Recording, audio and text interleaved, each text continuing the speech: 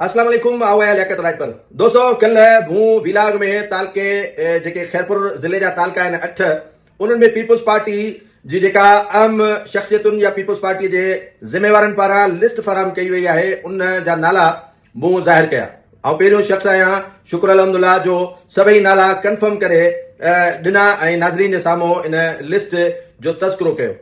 हाणे अॼु social media ते मुख़्तलिफ़ अख़बारुनि में इहे तराशा अची विया आहिनि त इख़्तिलाफ़ पैदा थी विया आहिनि। कैमल शाह एतिराज़ कयो आहे, जावेद शाह एतिराज़ कयो आहे, नईम खैरल एतिराज़ कयो आहे, फज़ल अली शाह जो एतिराज़ आहे, नवाब खान जो एतिराज़ आहे, नफ़ीसा शाह जो एतिराज़ आहे ऐं शिराज शौकत राजपर साहिब जो एतिराज़ आहे, साजिद बांबड़ जो एतिराज़ आहे, राणीपुर जे पीरनि जो एतिराज़ आहे, काज़िम अली शाह जो एतिराज़ आहे वग़ैरह वग़ैरह।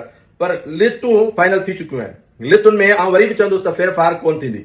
जेके नाला फाइनल करे पीपुल्स पार्टीअ जे जेका कमेटी आहे उनखे ॾिना विया आहिनि तालकनि जा उहे फाइनल ई आहिनि। मोहसिन शाह कोन हटंदो, मोहसिन शाह नारे जो ई सदर रहंदो, ज़मीर रिड कोन हटंदो, कोडी जो ई सदर रहंदो, हसीबुर रहमान राजपर फैज़गंज जो ई सदर रहंदो ऐं ग़ुलाम अली हाजाणो ठरी मिरवा जो ई सदर रहंदो, ग़ुलाम मुस्तफ़ा सुहाग ऐं हिन जो किंगरी जो ई सदर रहंदो ऐं गदा हुसैन सहतो ऐं सोबेदरे जो ई सदर रहंदो ऐं उन जॻह ते चन्नू साहब जेको आला वारा चन्नू सदर कोन थींदो। ठरी मिरवा में ग़ुलाम अब्बास कुबर सदर कोन थींदो, कोडीजे में इरशाद राजपर सदर कोन थींदो, किंगरीअ में जेको सदर आहे उहो हुसैन शाह कोन थींदो बल्कि ग़ुलाम मुस्तफ़ा सुहाग ई थींदो। उन खां अलावा गंबड़ तालके में लियाकत शाह हुए बि पीपुल्स पार्टी जी क़यादत ते काफ़ी इल्ज़ाम तराशियूं कयूं। उन खां पोइ तव्हां ॾिठो हूंदो त इन तालके जे ड्रुकट रोड में काफ़ी नाला हुया पर मियां अब्दुल हक फारूकी खे गंबड़ तालके जो सदर नॉमिनेट कयो वियो।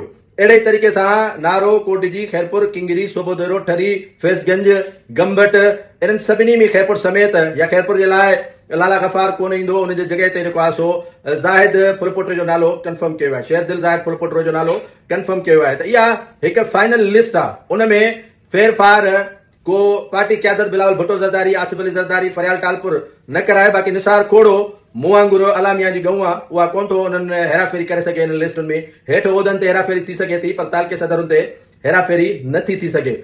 इहा ॻाल्हि कई वई मुख़्तलिफ़ हल्कनि खां, इहा ॻाल्हि हली त इहा लिस्ट मूंखे कंहिं फराहम कई आहे जेका मूं सोशल मीडिया ते दोस्तनि सां शेयर कई आहे। हिकिड़ो वॾो भूचाल ज़िले खैरपुर में मची वियो आहे ऐं ज़िले खैरपुर में भूचाल इन करे मची वियो आहे त काफ़ी माण्हुनि खे MNAs, MPAs, सेनेटरनि ऐं पीपुल्स पार्टी जे अॻुवाणनि आसरा ॾिना, उमेदूं ॾिनियूं त न तुंहिंजो नालो आहे, तुंहिंजो नालो काॾे बि कोन वेंदो, तुंहिंजो नालो कंफर्म आहे ऐं तुंहिंजे नाले में का बि हेराफेरी कोन थींदी ऐं मूं पाण ॾिनो आहे जेको आहे। हाणे उहा शइ हुननि जी लिके कोन थी जेका सियासत जे अंदरि मुनाफ़क़त थींदी आहे, उहा लिके कोन थी ऐं उहा सियासी मुनाफ़क़त खे मूं आया करे रखियो आहे, खोले करे रखियो आहे त जेको सदर थियणो हो उहो थी वियो, जंहिंखे सदर जे आसिरे में रखियो वियो आहे उहो सदर कोन थींदो। ॻाल्हि ॿ टोक या दो टोक चइजे उर्दूअ में खणी उहा साम्हूं पई आहे। आलम आश्कार आहे त जेके उहिदेदार नॉमिनेट कया विया हुआ, जिन जी सजेशन उहिदेदारनि ॾिनी, MPAs ॾिनी, MNAs ॾिनी, सेनेटरनि ॾिनी, उहा ई सजेशन पार्टी क़यादत जे साम्हूं रखी वई। उहे नाला जेको आहे फाइनल करे ॾिना विया।